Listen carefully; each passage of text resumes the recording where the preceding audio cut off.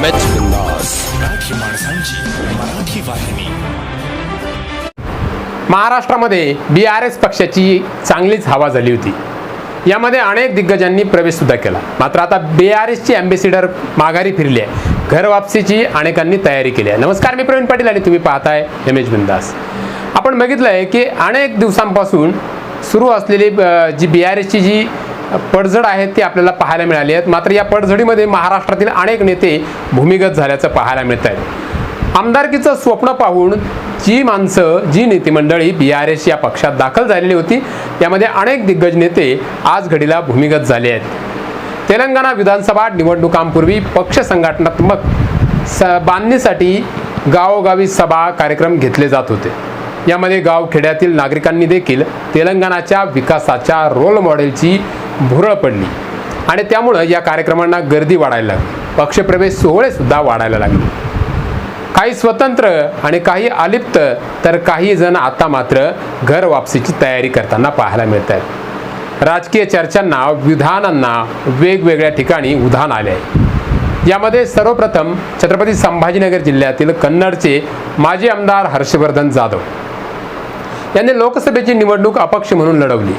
पक्षाचे बडे नेते कदीर मौलाना यांनी चंद्रकांत खैरे यांचा प्रचार केला।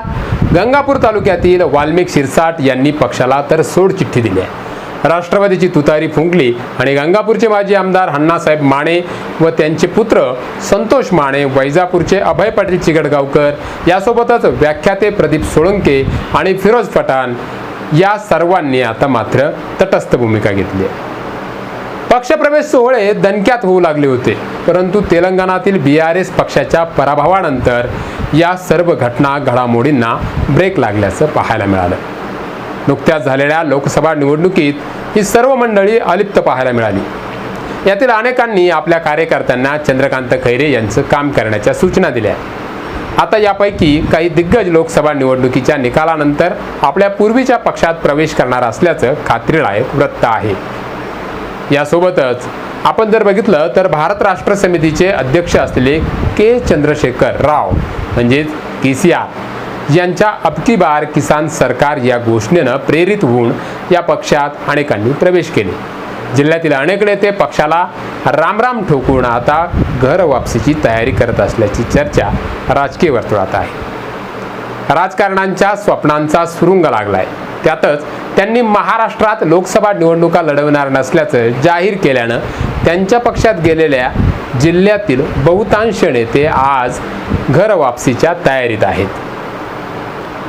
परंतु राजकीय नेत्यांना त्यांचा लवाजमा आणि सभांसाठी वापरलेली शक्ती बीआरएसनं भुरळ पाडणारी होती। मात्र होम पिचवरच विधानसभा निवडणुकीत बीआरएस म्हणजेच केसीआर यांचा पराभव झाल्यानं केसीआर यांच्या राष्ट्रीय पक्षाची पोलखोल उघडकीस आली आणि महाराष्ट्रातील बडे नेते भूमिगत झाले।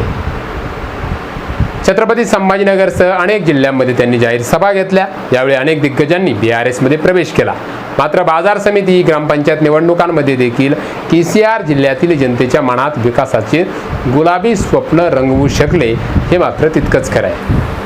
आता महाराष्ट्रात एंट्री करण्यासाठी तेलंगणा राष्ट्र समितीचे म्हणजेच भारत राष्ट्र समिती असे नामकरण केलं। त्यानंतर त्यांनी तेलंगणातून देशाच्या राजकारणात एंट्री सुद्धा केली। नांदेड नंतर छत्रपती संभाजीनगरला आपलं लक्ष केलं। तेलंगणा राज्यात राबविलेल्या विकासाचं रोल मॉडेल संपूर्ण देशात राबविण्याचा संकल्प केसीआर यांनी केला। त्यानुसार त्यांनी राज्याच्या राजकारणातून देशाच्या राजकारणात प्रवेश करण्याचं स्वप्न उराशी बाळगलं। मात्र त्यांचं हे स्वप्न तेलंगणा राज्यामध्ये झालेल्या विधानसभा निवडणुकीतच स्वप्नच राहिलं आणि गुलाबी स्वप्न शेतकऱ्यांच्या मनावर राज्य करण्याचं स्वप्न सुद्धा स्वप्नच राहिलं। यामुळं जी बडे नेते मोठमोठ्या अपेक्षा आपल्याला विधानसभा, जिल्हा परिषद, पंचायत समिती लढवायला मिळेल अशी अपेक्षा ठेवून केसीआर यांच्यासोबत बीआरएस या पक्षात गेली होती, त्यांच्या स्वप्नांचा मात्र चुरगळा झाला आणि हे गुलाबी स्वप्न रात्रीच्या स्वप्नांसारखंच ठरलंय। यामुळे अनेक नेत्यांचं नुकसान खरं झालंय। मात्र ही नेते आता पुरवत असलेल्या पक्षामध्ये घरवापसी करण्याच्या तयारीत आहे।